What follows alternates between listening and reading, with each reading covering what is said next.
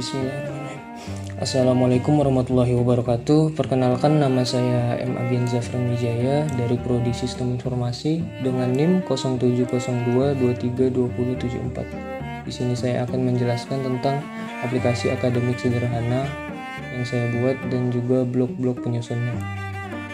Di sini bisa teman-teman lihat terdapat data mahasiswa, lalu terdapat form NIM, nama, prodi, dan juga angkatan. Serta ada fitur CRUD berupa input, edit, delete, lalu ada fitur refresh dan juga fitur review. Lalu masuk ke blok-blok penyusunnya. Nah, di sini bisa teman-teman lihat ya, when button input click. Jadi ketika tombol input itu kita klik, sistem akan otomatis mendeteksi apakah form-form yang ada tadi sudah kita isi dengan data atau belum. Nah, jika belum, mereka akan memberikan notifikasi berupa masukkan data NIM atau masukkan data nama dan seterusnya.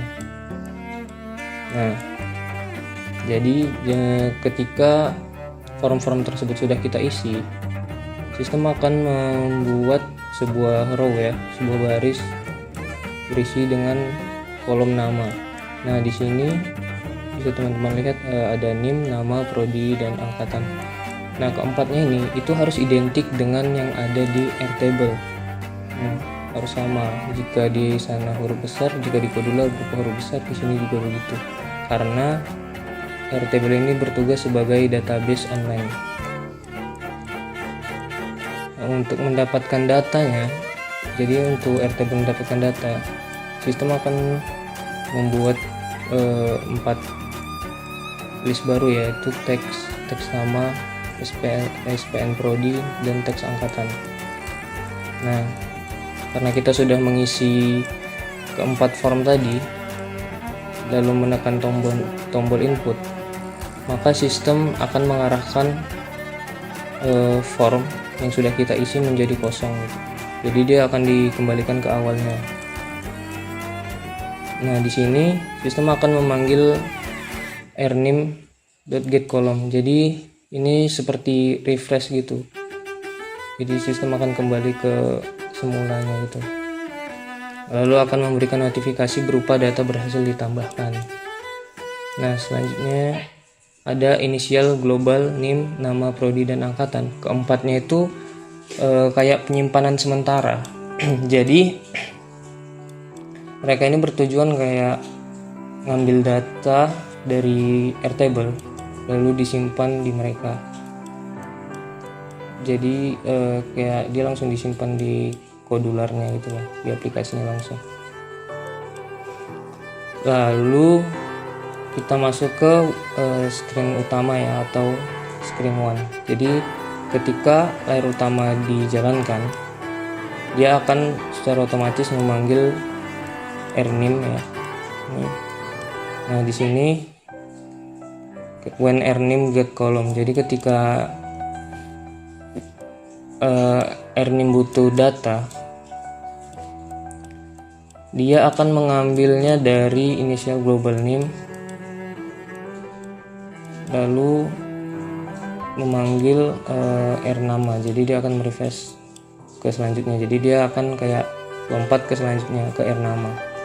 Nah, di nama juga akan memanggil inisial globalnya yang sesuai, yaitu global nama, lalu akan lompat ke prodi dan seterusnya.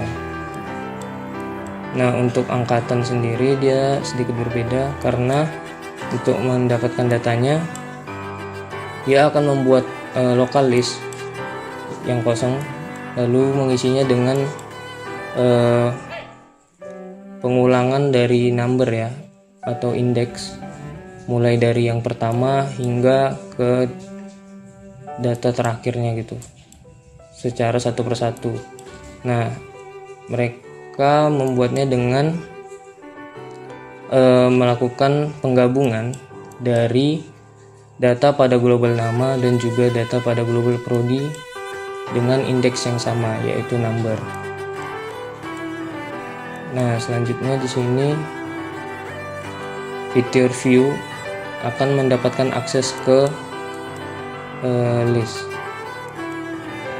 Nah, sistem akan memberikan notifikasi berupa dismiss progress dialog. Bukan notifikasi.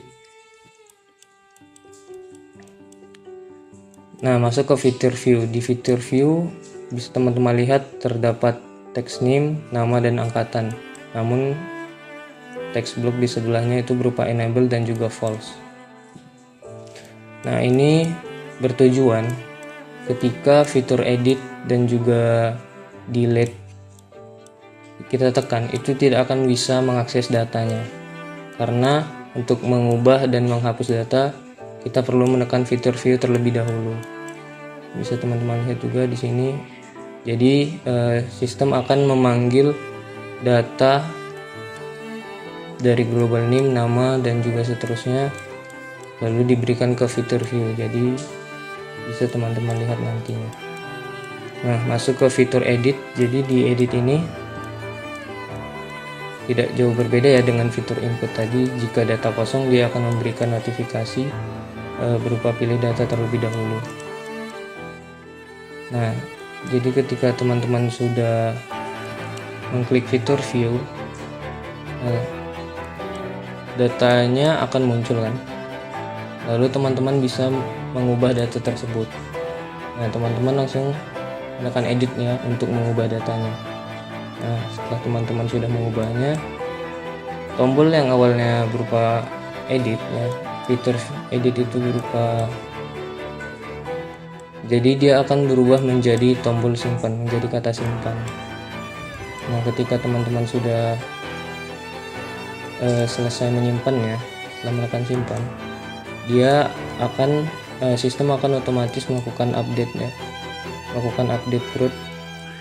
Jadi dia akan memperbarui data pada database, lalu akan memberikan notifikasi jika berhasil ya, data berhasil diubah. Nah, sistem akan kembali membuat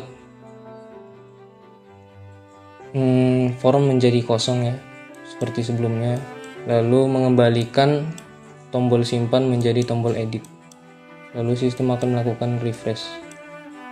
Nah, pada fitur delete itu tidak jauh berbeda juga dengan fitur edit. Jadi jika kita ingin menghapus data, kita harus menekan fitur view terlebih dahulu untuk memilih data mana yang mau kita hapus. Nah, di sini bedanya kita harus memilih data terlebih dahulu, baru kayak melakukan dialog gitu sih sebenarnya, lebih melakukan dialog kayak yakin hapus data gitu, apakah ya Anda yakin mau menghapus data ini. Nah, fitur ini bertujuan jadi ketika kita tidak sengaja memencetnya, data tidak akan langsung terhapus. Nah, jika kita tekan tidak, maka dia akan melakukan cancelable berupa false. Lalu kita masuk ke notifier 1 after choosing. Jadi ketika kita melakukan memilih ya, Aircloud akan menjalankan delete row berdasarkan dengan data yang sudah kita pilih tadi. Nah, lalu dia akan mendapatkan notifikasi data berhasil dihapus.